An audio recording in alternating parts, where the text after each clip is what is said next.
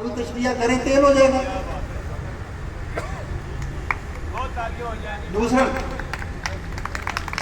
दूसरा नुस्खा ये है, सोने को तेल करना।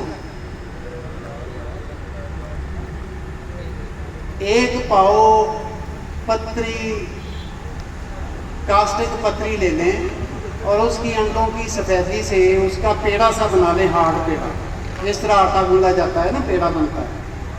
उसके दरमियान 25 ग्राम दालचिकना रख दें और दूसरे 1 पाव कास्टिक पत्री के गोले में 25 ग्राम रसकपूर रख दें। तो दोनों पेड़े 3 किलो कास्टिक सोडा के दरमियान रखकर 0 वाली आग पे 12 घंटे पका लें, तो दोनों टाइम नार होंगे।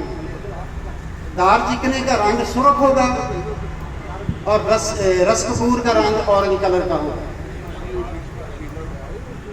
1-1 ग्राम दोनों में से ले लें, खर्ल कर लें। 1 ग्राम सोने को पिघला लें। 1 ग्राम सोने को पिघलाकर इस रसकपूर और दालचिकना की थोड़ी थोड़ी चुटकी ऊपर डालें। ये रसकपूर और दालचिकना खत्म होंगे, सोना तेल हो जाएगा।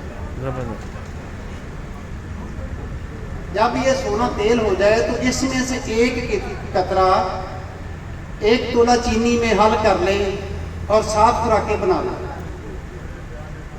दिल के मरीज के लिए 7 खुराकें काफी, 1 खुराक रोज। कैसी भी शरीर में तंग हो, बंद हो, कुछ भी हो, इंशाल्लाह 7 खुराकें काफी। इससे आगे अगर 5 हिस्से ये तेल हो सोने का, तो 3 हिस्से शिंगरफ ले लें। इस तेल को रेत के अंदर रख लें, हल्का सा तशरिया थोड़ा सा गर्म हो तो गंदम के बराबर शिंगरफ दाल तोड़ तोड़ के कच्ची शिंगरफ इसमें डालते जाएं, तो शिंगरफ साथ तेल होती जाएगी।